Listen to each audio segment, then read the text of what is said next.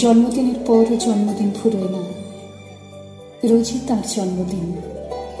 25শে বৈশাখ রোজই, প্রতিদিন প্রতিনিয়তই তার সঙ্গে আমাদের চলাফেরা মেলামেশা।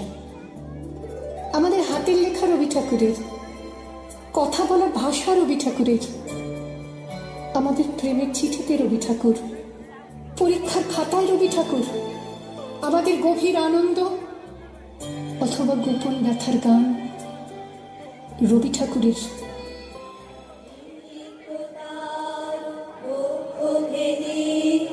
আপনারে করো উন্মোচন, দীপ্ততার বক্ষ ভেদি আপনারে করো